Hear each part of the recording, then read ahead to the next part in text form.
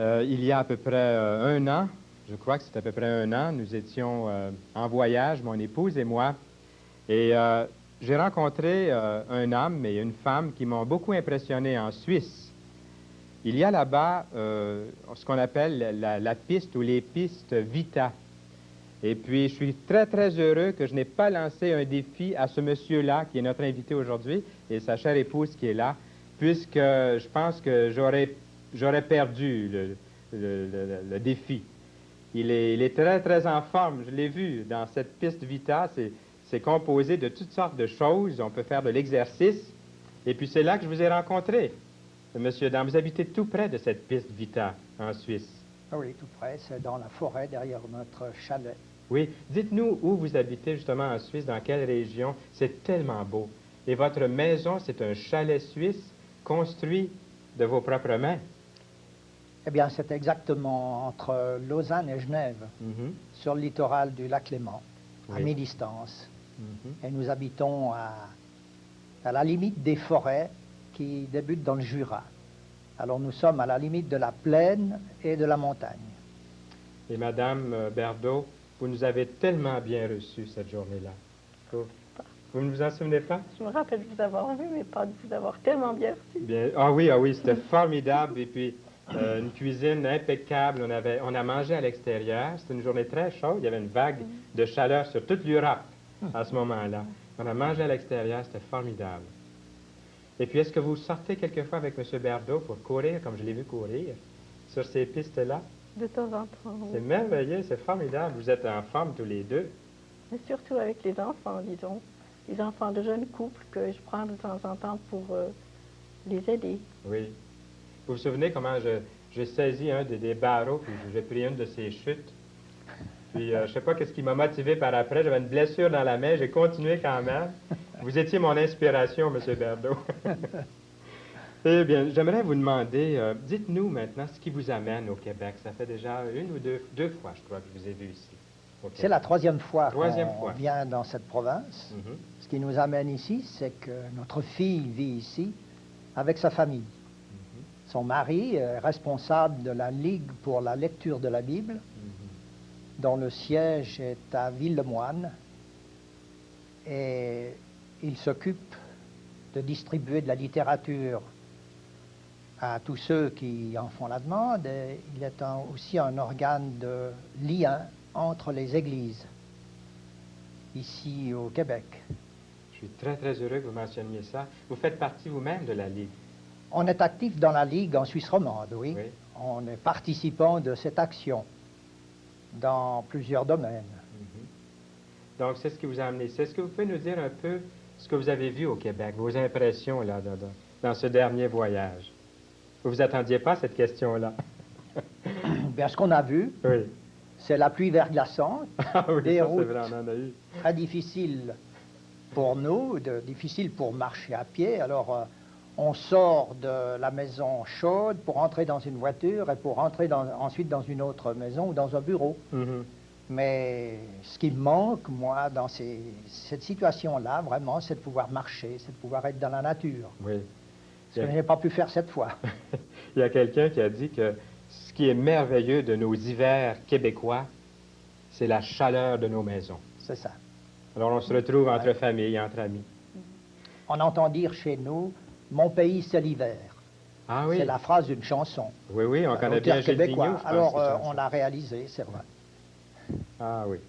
Eh bien, vous souvenez-vous de quelques points saillants qui ont marqué votre enfance, monsieur, dame?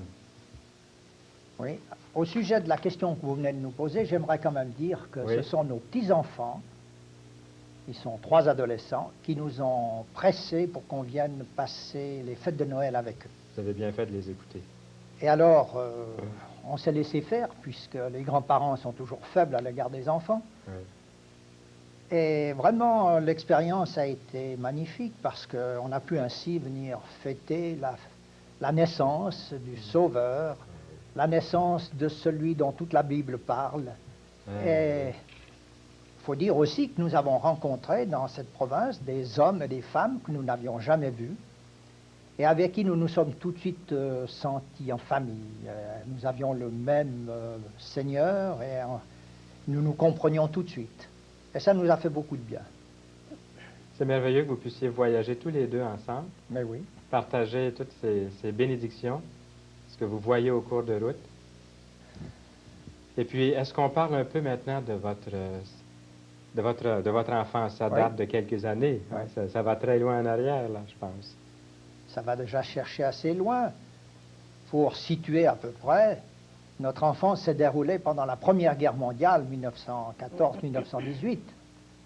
Et les années qui ont suivi ont été pour nous des années très dures, économiquement en tout cas. Je vous pose la question parce qu'on a dit au début de l'émission que dans votre enfance, vous n'aviez jamais entendu même prononcer le mot religion chez vous. Ce que je veux souligner par ma question, c'est que déjà, depuis longtemps, vous connaissiez le Seigneur Jésus-Christ dans votre foyer. À tous les deux, je crois.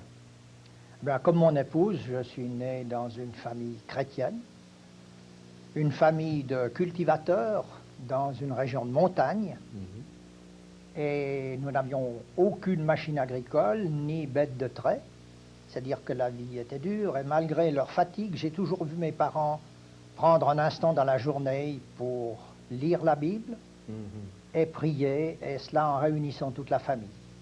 Nos parents nous parlaient avec un langage simple, ils nous parlaient surtout du Jésus des Écritures. Et comme vous l'avez signalé, c'est vrai, on n'avait jamais entendu parler de religion. Ce n'est qu'à l'école que ce terme nous est apparu. Et lorsque j'ai posé la question à mes parents, ils me répondaient à peu près ceci: nous avons surtout besoin d'un sauveur. Notre foi chrétienne s'exprime dans une relation avec Dieu plutôt que dans une religion. Et malgré le bon exemple de mes parents, j'étais un garçon en bonne santé, et souvent intrépide, même quelquefois désobéissant, ce qui est normal. Oui. Et c'était généralement ma mère qui réglait les conflits d'adolescence. C'était elle qui décidait si une punition était nécessaire, et après, je devais me mettre à genoux à côté d'elle. Elle priait pour demander au Seigneur que je sois rétabli, que je sois pardonné. Et c'est ainsi que petit à petit, j'ai appris à m'adresser à Dieu comme à mon Père en Jésus-Christ. Et il y a un verset dans la Bible qui résume assez bien ce que j'ai pu éprouver par la suite. Vous aimeriez nous lire ce verset-là? Un verset que j'aimerais vous lire. C'est tout un message que vous venez de nous donner là, dans quelques mots, sur la façon d'opérer dans la famille. Vous venez de donner un enseignement très, très riche dans quelques paroles que vous avez prononcées. Et maintenant, vous appuyez ça, vous enrichissez ça par ce passage de l'Écriture. Alors, c'est dans la première lettre à Timothée, au chapitre 2.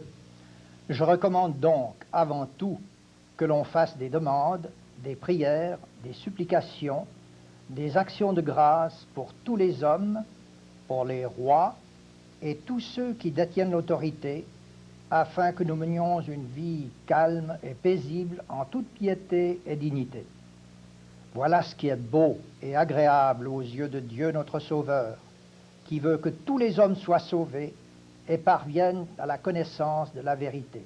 Car il n'y a qu'un seul Dieu, qu'un seul médiateur aussi entre Dieu et les hommes, un homme, Christ Jésus, qui s'est donné en rançon pour tous. L'Évangile vient d'être prêché dans ces quelques versets.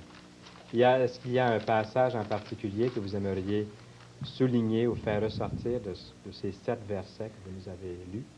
Oui, enfin, ce qui m'a frappé, ce qui est resté pour moi une vérité dans ma vie d'enfance et d'adolescence par la suite, c'est surtout qu'il n'y a qu'un seul médiateur entre Dieu et les hommes, et que nous pouvons nous adresser à Dieu que par lui. C'est vrai. Il est le médiateur qui est prêt à recevoir toutes nos requêtes et puis à les traduire devant son Père. Vous allez nous parler un petit peu, là, de votre vie professionnelle après ça. Vous avez une longue vie. Combien d'années, M. Berdo? Eh bien, Madame Berdo? 50 ans de vie professionnelle. Oui. J'ai débuté à 15 ans et j'ai pris ma retraite à 65. Donc, évidemment, c'est une longue période pendant laquelle nous avons vécu une deuxième guerre, la Deuxième Guerre mondiale, qui a aussi été pour nous une période assez dure économiquement, bien que nous ayons été magnifiquement épargnés de vivre la guerre dans notre pays. À l'âge de 15 ans, j'ai quitté la famille, mon village natal, et mes parents m'avaient placé dans une entreprise artisanale où j'allais faire un apprentissage de menuisier ébéniste. Et là, le chef d'entreprise, qui était mon patron, s'est montré tellement vrai, tellement juste avec moi, que son influence a été marquante dans mon adolescence. Il m'a non seulement enseigné une profession, mais il m'a donné par son exemple et par ses paroles aussi un chemin à suivre pour approfondir ma relation avec Dieu. Et j'en avais beaucoup besoin. Il a vraiment influencé votre vie. Et pendant tout ce temps-là, j'aimerais revenir pendant quelques instants, Mme Berdo, pendant cette vie professionnelle que vivait votre époux. Vous étiez sûrement engagé dans quelque chose, vous aviez des enfants. Est-ce que vous voulez nous dire un peu ce qui se passait dans votre vie? Ben, moi, j'étais dans une famille où nous étions 5 filles et un garçon. Et puis le garçon étant malade, c'était moi qui étais avec les geniches, les bêtes. Je faisais le garçon d'écurie. Oui. Alors j'ai vécu là jusqu'à un certain temps. Et puis ma mère est morte très jeune. Alors j'ai repris le ménage de mon père et de mes sœurs plus jeunes. Et pendant ces 50 années de vie avec votre époux, quelle était la chose la chose saillante dans votre vie là? Vous m'aviez raconté avant l'émission à propos des jeunes que vous vous êtes occupés, l'influence que ça a eu là chez votre fille, je crois. Oui, très tôt, notre fille Lisette s'est intéressée aux choses du Seigneur, aux histoires de la Bible. Elle était très jeune, elle nous a dit qu'elle voulait être infirmière pour soigner les malades. Très tôt, elle nous a parlé aussi qu'elle voulait être missionnaire. Et ça, c'était à cause d'une sorte d'implication que vous vous êtes donnée auprès de votre fille? On ne l'a pas tellement influencée, mais elle a pris elle-même ce choix de servir le Seigneur. Et c'est ce qu'elle fait aujourd'hui? Oui, parce qu'elle a trouvé aussi un homme qui avait les mêmes aspirations qu'elle. Oui. Là, c'est toute une vie pour Vous voyez, pour nous ici, c'est très intéressant puisque nous sommes dans un autre pays, une autre culture, et vous nous parlez du même Sauveur qu'on connaît, du même Seigneur que nous servons, tous les deux. Et puisque le temps est très, très court, ici, les entrevues passent plus vite qu'à n'importe quelle autre émission, j'aimerais vous poser tout de suite, est-ce que vous pouvez nous dire quelque chose de votre vie professionnelle que vous n'avez pas mentionné, là, avant que nous parlions de votre retraite? Il nous reste seulement quelques instants. Ou si vous voulez tout de suite parler de votre retraite, parce que je sais qu'elle est très, très remplie. Disons que dans ma vie professionnelle, il y a eu un trou, quelques années où j'étais à l'armée, puisque en Suisse, chaque enfant est soldat. J'ai été incorporé dans un service de santé, et mes supérieurs étaient des médecins. Et malgré ce qu'on peut dire sur l'armée, j'ai fait des expériences là sur la relation humaine surtout. Et quand la guerre a été terminée, nous nous sommes mariés. Nous avons donc eu 2 enfants. Nous habitions Genève. Et à partir de ce moment-là, j'ai pu me perfectionner. Et j'ai occupé un poste dans l'enseignement depuis l'âge de 35, 38 ans à peu près, jusqu'à l'époque de ma retraite. Oui. Et je vivais donc avec une jeunesse continuellement renouvelée, des volets qui se succédaient d'année en année.